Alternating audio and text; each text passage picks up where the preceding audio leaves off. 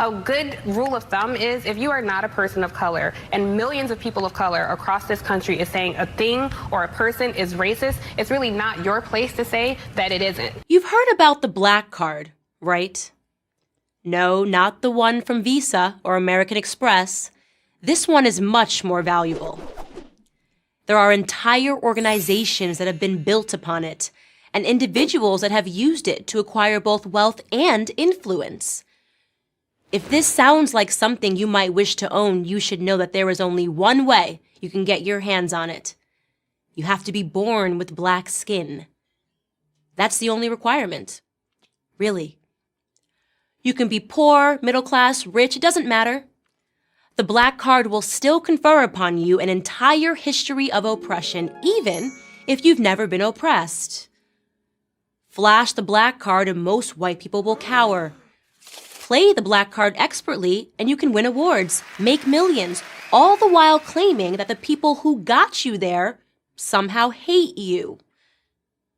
With a Black Card, you can sell books full of indecipherable prose, because with a card that powerful, who cares if your words make any sense? You can call yourself a civil rights leader and shake down multinational corporations, or you can torch your own neighborhood because you didn't like the outcome of a grand jury verdict. Ironically, the people you might think have the most legitimate claim to the Black Card refuse to use it. Take my grandfather, for instance. He raised me from the time I was 9 years old. Born in 1941 in rural North Carolina, he started working at age 5, laying out tobacco to dry on a sharecropping farm. Jim Crow, separate drinking fountains, and the KKK were ever-present realities. He was 17 when he married my grandmother. He made a living cleaning homes and office buildings until he saved up enough money to open his own cleaning business. The thing is, he never played any card. Nor did my grandmother. If they had problems, they didn't blame anybody. They just fixed them. And they raised me to do the same. Chores were a requirement in their household.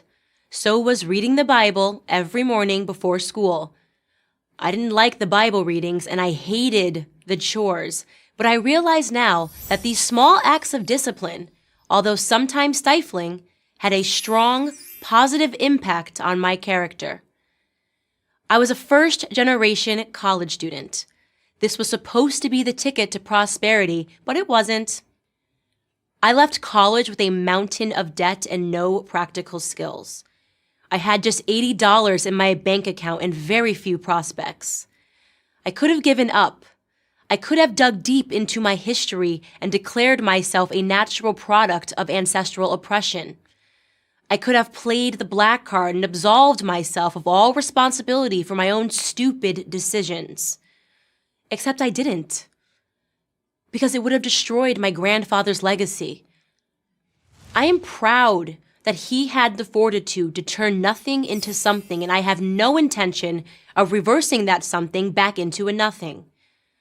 My attitude comes with a price, however, because if you are born black and you don't accept your natural status as a victim, then the validity of your blackness is immediately called into question. Well, so be it.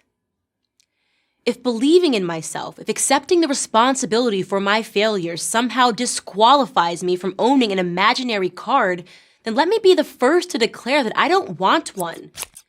I also don't want Cornel West, Al Sharpton, or insert anyone else who uses their skin color to game the system as a role model.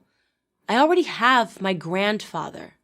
If there is one thing that my family history has taught me, it's that I do not need a Black Card or an imaginary anything to make something of myself. For the record, my grandfather, now retired, lives in a home that he and my grandmother built on a plot of land they purchased in North Carolina, the very same sharecropping farm that he worked on as a small child. His story is unique. His story is beautiful because it's American. And that's the only card I've ever been interested in playing. I'm Candace Owens for Prager University.